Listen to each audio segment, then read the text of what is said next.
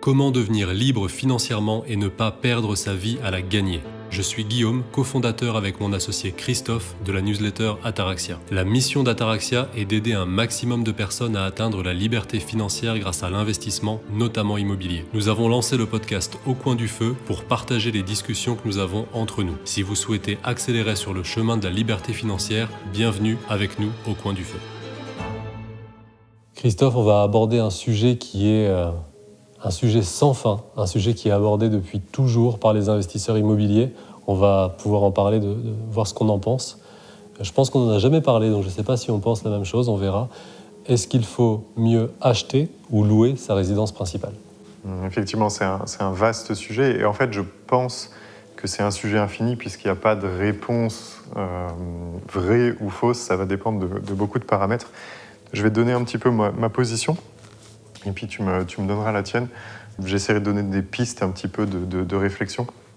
Encore une fois, je pense qu'il n'y a pas de réponse correcte à cette question. D'un point de vue personnel, moi j'ai eu ma résidence principale assez tôt, puisque je viens d'une famille une famille classique, de classe moyenne, où avoir sa résidence principale, c'est le Graal pour être confortable et être sécurisé. Et il y a effectivement une forme de sécurité dans le fait d'avoir sa résidence principale. Maintenant, si je me projette avec mon parcours d'investisseur, là où j'en suis aujourd'hui, ce que je peux dire, c'est qu'avoir sa résidence principale avec certaines banques, ça peut être un avantage, avec d'autres, c'est plutôt un désavantage.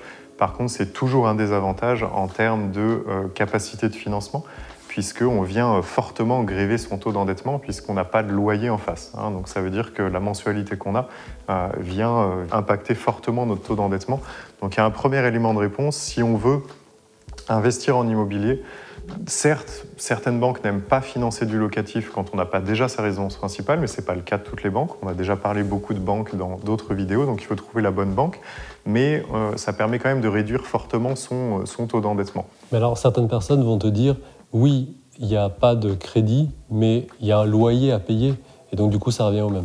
Oui, mais souvent, le loyer est bien inférieur à ce qu'on a tendance à payer quand on a une mensualité à rembourser. C'est sûr qu'on peut toujours faire le cas extrême. Si on a un loyer qui est plus important que ce qu'on aurait en s'endettant pour prendre sa résidence principale, dans ce cas-là, ça a un vrai intérêt. Alors, je me permets de t'interrompre parce que je trouve que ce point est important et je comptais en parler, mais j'en parle maintenant, on reste dans le thème.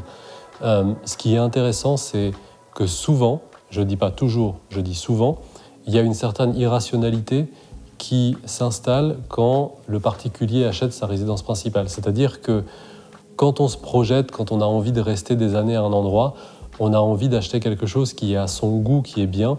Et donc souvent, quand on avait par exemple, je dis n'importe quoi, 600 € de loyer à payer en tant que locataire et qu'on achète sa résidence principale, eh bien souvent, on va finalement se retrouver à payer plus cher que ce qu'on payait en termes de loyer. Pourquoi ? Parce qu'on s'est projeté, parce qu'on a envie de se faire plaisir, parce que c'est plus quelque chose d'intermédiaire, c'est notre maison, etc. Et donc c'est vrai qu'il y a cette irrationalité. Donc l'aspect de dire, mais en fait c'est pareil, que je rembourse un crédit ou que je paye un loyer, c'est la même chose. Oui, mais sauf que dans la pratique, dans la réalité, souvent, quand on se met à rembourser un crédit, eh bien il coûte plus cher que ce qu'on payait en termes de loyer. Puis après, je vais nuancer en faisant ma partie, mais je te laisse terminer.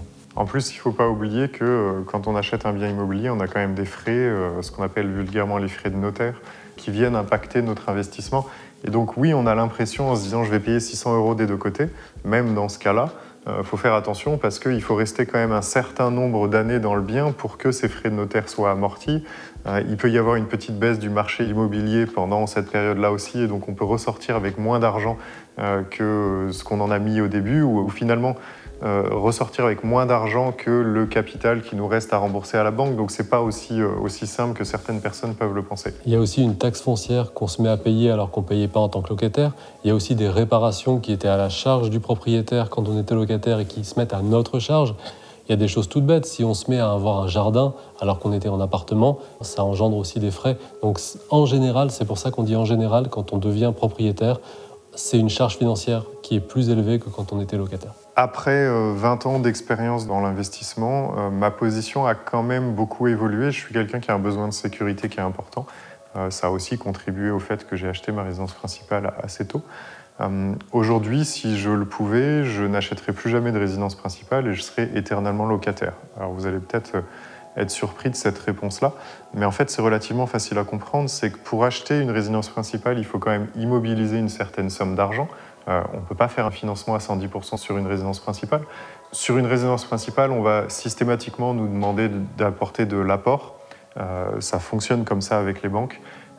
Et donc cet apport représente une somme d'argent. Ensuite, il va falloir rembourser de sa poche chaque mois un certain montant qui va avoir tendance à être plus élevé qu'un loyer, comme on disait. Et si on sait investir cet argent correctement à 10% ou plus sur les marchés financiers, finalement, on arrive à se créer une rente qui est plus élevée que le loyer qu'on aura à payer pour se louer la maison qu'on veut se louer. Donc ça a plus d'intérêt d'acheter et de devenir propriétaire. L'avantage d'être locataire, en plus, il y a de nombreux avantages quand même. La taxe foncière disparaît. Plus on a des revenus importants, plus on a envie d'avoir un lieu de vie intéressant et donc plus la taxe foncière est élevée. On n'a plus besoin de se préoccuper de tout ce qui est réparation. On n'a plus de problèmes d'entretien. On n'a plus toutes ces choses-là. Donc on s'enlève quand même une certaine charge mentale par rapport à toutes ces problématiques-là. Donc c'est vrai. On est aussi beaucoup plus flexible. Ça veut dire que nos goûts peuvent changer, on peut avoir envie de changer. Quand c'est notre résidence principale, on sait qu'on est parti et qu'on l'a acheté, on sait qu'on est parti pour un nombre d'années important. Si on est locataire, on peut rester 2 ans à un endroit, 3 ans à un autre. On a quand même une flexibilité et une liberté beaucoup plus grande. Je vais juste nuancer un petit peu ça, puisque bien sûr, vous avez compris, il n'y a pas de réponse vraie ou fausse à cette question. C'est plutôt une question de où vous en êtes dans votre vie d'investisseur. Et il y a quand même un cas pour moi, et après je te laisserai continuer Guillaume, il y a un cas pour moi qui justifie le fait d'acheter sa résidence principale, puisque c'est quand même encore aujourd'hui une niche fiscale assez intéressante. On n'est pas imposé sur la plus-value qu'on fait sur une résidence principale. Et donc, si on achète sa résidence principale, non pas avec un critère émotionnel en disant « Ah, c'est la maison de mes rêves et je vais y habiter toute ma vie », mais en se disant « Ok, là, il y a une anomalie de marché, je l'achète pas cher ou alors en faisant quelques travaux, je vais faire prendre beaucoup de valeur à cette maison-là et je vais pouvoir du coup transformer ce passif. » Un passif, c'est quelque chose qui vous coûte de l'argent. En actif, en quelque chose qui m'aura rapporté de l'argent sur cette période-là. Dans ce cas-là, ça devient un investissement très intéressant et ça peut être très intéressant d'acheter sa résidence principale. Donc j'ai fait une réponse de Normand en disant oui mais non, mais oui mais peut-être non, parce que ça dépend vraiment des situations de chacun. Je vais compléter et en fait j'ai la même réflexion que toi, c'est-à-dire que oui mais non, ça dépend en fait. Plus on habite dans une zone où le marché immobilier est élevé, par exemple si on habite dans des grandes villes, plus on a financièrement intérêt à être locataire parce que pour le même prix, on aura un bien moins cher en étant locataire qu'en étant propriétaire. En revanche, plus on habite dans des zones où on a de l'investissement immobilier qui est rentable, c'est-à-dire des zones où les prix sont peu élevés, eh bien, ça va être plus intéressant, parfois, souvent, de devenir propriétaire parce qu'en réalité, dans ces cas-là, qui sont exceptionnels parce que peu de gens achètent là, ça revient parfois moins cher d'acheter que de louer. Donc c'est un peu le grand écart entre la grande ville et puis le coin un peu perdu. Dans le coin un peu perdu, c'est financièrement plus intéressant de devenir propriétaire, alors que dans la grande ville, c'est plus intéressant de rester locataire. Mais ce que je viens de dire est pondéré par ce que tu viens de dire, c'est-à-dire la plus-value qui peut être importante et qui n'est pas imposée.